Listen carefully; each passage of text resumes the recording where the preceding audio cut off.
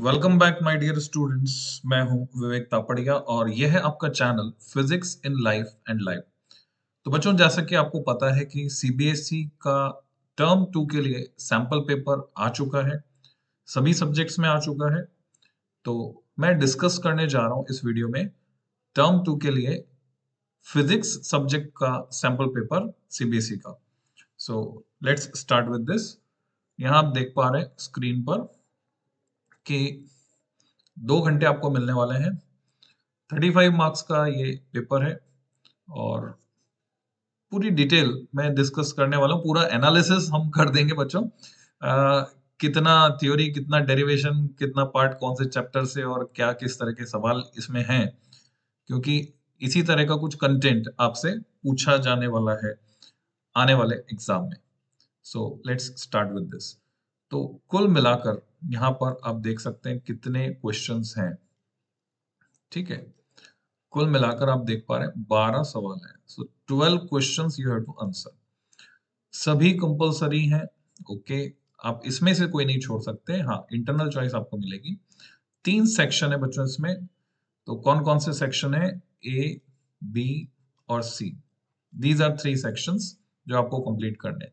Section A में 3 सवाल हैं और तीनों सवाल 2 नंबर के हैं।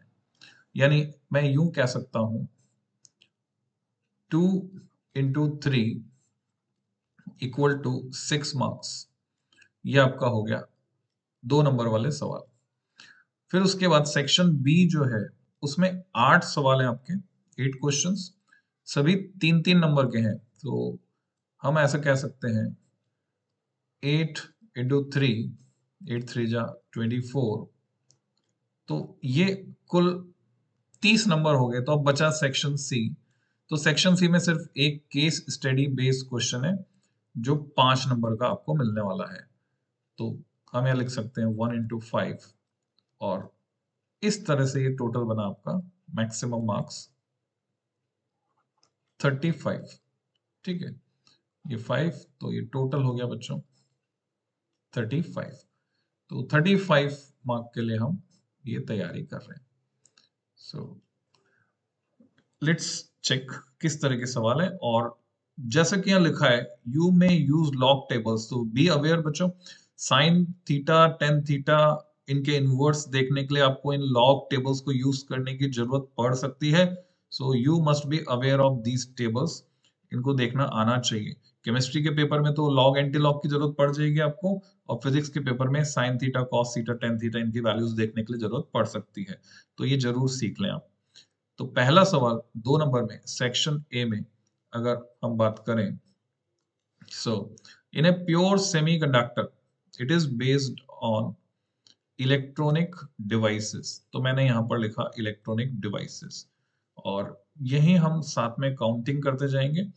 इलेक्ट्रॉनिक डिवाइसेस जो है उसमें यानी एक तरह से हम बना लेंगे इसका ब्लूप्रिंट। आप समझ गए होंगे मैं क्या कहना चाह रहा हूं। तो अगर मैं पूरा सीक्वेंस में लिखूं तो यूनिट्स जो आपके सिलेबस में है टर्म 2 में, उसमें है इलेक्ट्रोमैग्नेटिक वेव। तो उससे कितना नंबर का कंटेंट आया हम देख रहे हैं कि 2 नंबर का सवाल है, 3 नंबर का सवाल है और 5 नंबर का सवाल है। 3 कैटेगरी है क्वेश्चंस की जिसमें और भी आ जाएंगे। इस वजह से टोटल तो मैच नहीं होगा। अगर हम ऐसे बोलेंगे 35, मैं क्या कहना चाह रहा हूं अभी आपको समझ में आ जाएगा। और यहां हम ले रहे हैं रे ऑप्टिक्स और वेव ऑप्टिक्स। इनको हम सेपरेट करके ले रहे हैं एज चैप्टर्स, हालांकि दोनों कंबाइंड यूनिट है।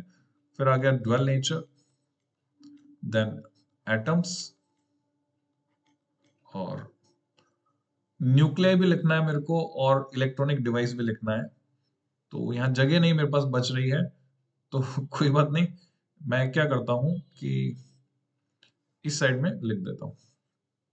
So next is nuclei and next is electronic devices. तो कैटेगरी 2, 3 और 5। तो ये हमारी टेबल या ब्लूप्रिंट यहाँ पे तैयार हो जाएगा। तो साथ ही साथ हमको ये भी देखना होगा कि कितने नंबर के न्यूमेरिकल वगैरह हैं, तो वो भी हम चेक कर लेंगे साइमल्टेनियसली। सो आप भी कागज पेन लेकर बैठे बच्चों, पूरा एनालिसिस भी हो जाएगा और उसी के हिसाब से फिर आगे की तैयारी हम करेंगे। आपको पता है कि मैं चालू कर चुका हूँ और रे ऑप्टिक्स में हम चल रहे हैं अभी। लेक्चर नंबर 2 मैंने अपलोड किया था, अभी तक गाइडलाइन अवेलेबल नहीं थी, अब हमारे पास ये गाइडलाइन आ गई कि हमारी प्रिपरेशन किस डायरेक्शन में होनी चाहिए। किसी प्योर सेमीकंडक्टर क्रिस्टल जो कि सिलिकॉन का है, एंटीमनी, आप जानते हैं एंटीमनी, एसबी, इसको अगर आपने ऐड किया, then what type of extrinsic semiconductor, आप जानते हैं ये पेंटावेलेंट है। पेंटावेलेंट तो कैसा बनेगा, एन टाइप बनेगा एक्सट्रिंसिक सेमीकंडक्टर। तो आपको पहले तो इस बात का जवाब देना है, एन टाइप और पी टाइप एक लाइन में लिखेंगे, फिर उसके बाद आपको ड्रॉ करना है energy band diagram of this extrinsic semiconductor, जो कि ये बन गया। तो एनर्जी बैंड डायग्राम कई तरीके से ड्रॉ किया जा सकता है, मैं सीधे आपको आंसर दिखा रहा हूँ, मार्किंग स्कीम जो सीबीएसई ने प्रोवाइड की। तो सीबीएसई ने जो मार्किंग स्कीम प्रोवाइड की है, इसमें एक नंबर के इस आंसर को खाली ऐसा नहीं कि सीधे लिख दिया एन टाइप एक्सट्रिंसिक सेमीकंडक्टर। हालांकि अगर आप सिर्फ एन टाइप एक्सट्रिंसिक सेमीकंडक्टर लिख देंगे तो आपको पूरे नंबर मिल जाएंगे, इसमें कोई डाउट नहीं है। एन टाइप एक्सट्रिंसिक सेमीकंडक्टर लिखते हैं आपको पूरे नंबर मिलेंगे, पर इन्होंने उसको एक्सप्लेन करते हुए, डिटेल देते हुए लिखा, क्योंकि वो पेंटावेलेंट है। हालांकि जब वो पूछते जस्टिफाई तो हमें लिखना था सिंस।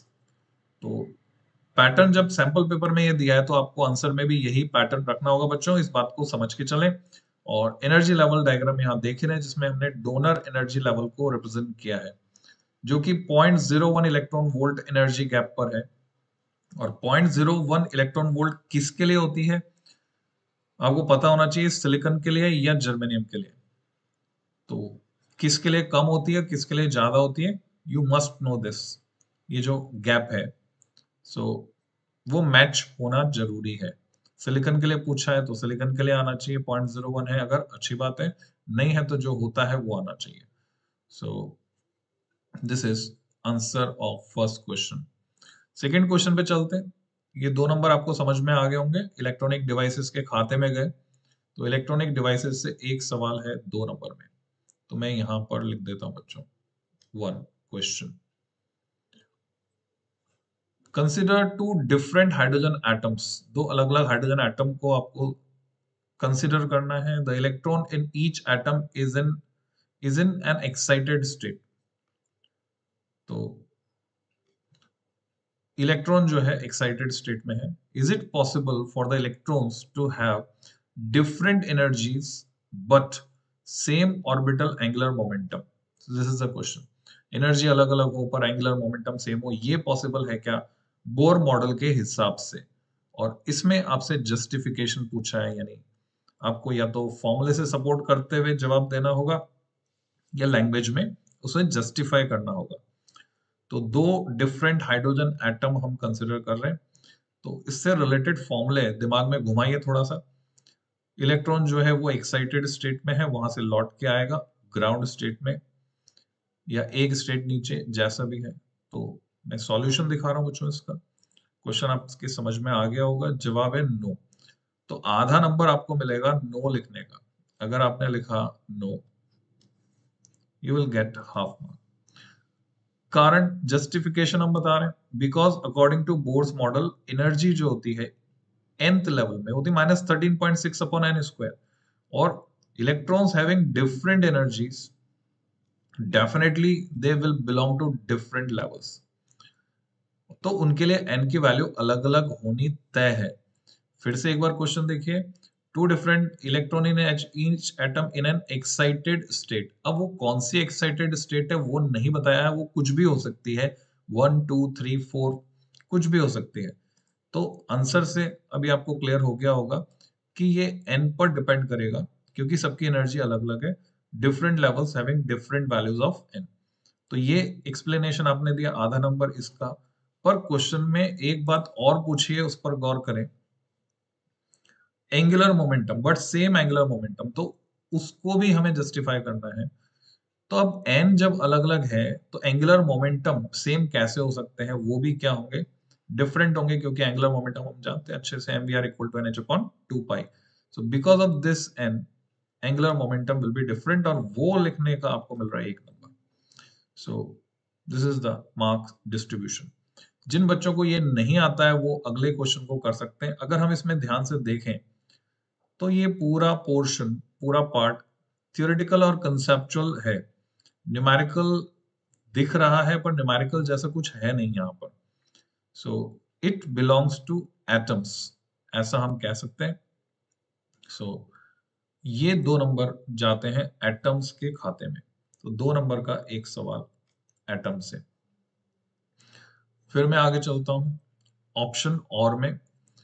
तो और वाले को हम क्या करेंगे, डिफरेंट कलर से मार्क कर देंगे जिससे क्लैरिटी रहे। एक्सप्लेन हाउ डज, समझाना है। ये वर्ड्स पर गौर कीजिए, इनको समझिए कि कौन से वर्ड्स हैं, डिफाइन, डिराइव, एक्सप्लेन, शो वगैरह वगैरह।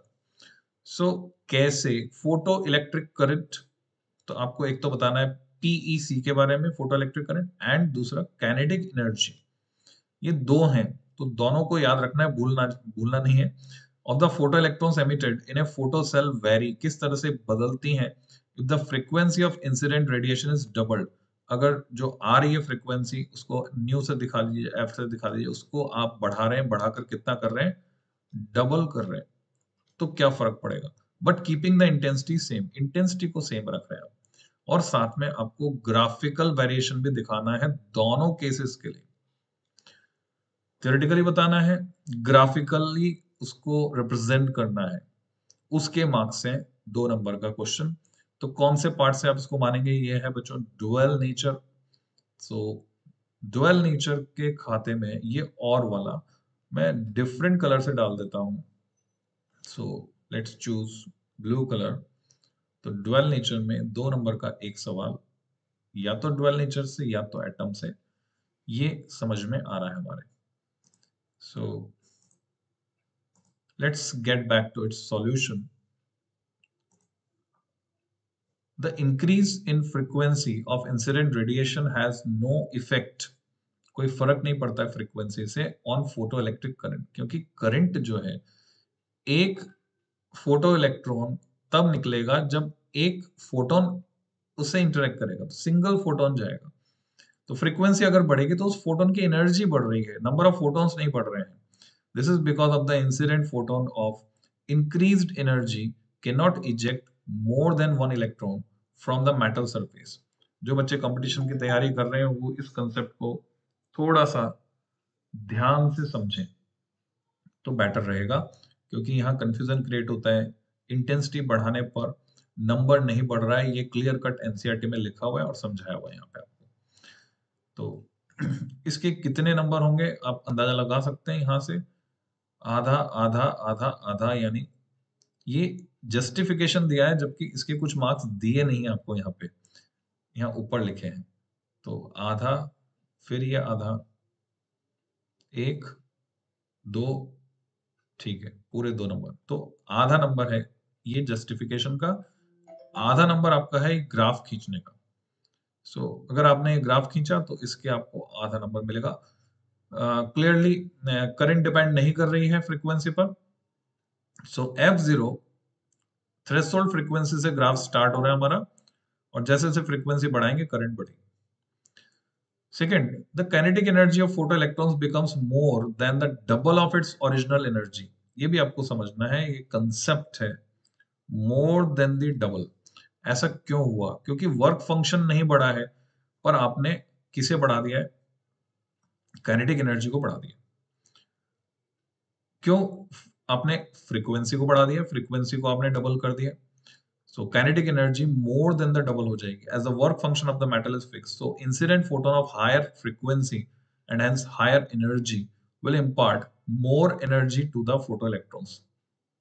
तो समझ में आ रही होगी आपको बात, ज्यादा एनर्जी मिलेगी। कौन सी इक्वेशन से, वही आइंस्टीन फोटो इलेक्ट्रिक इक्वेशन, भाई सीधा सीधा है, एच न्यू एनर्जी लेकर फोटोन आया, उसमें से वर्क फंक्शन के बराबर की एनर्जी खर्च हो गई, बची हुई एनर्जी जो है वही है मैक्सिमम काइनेटिक एनर्जी।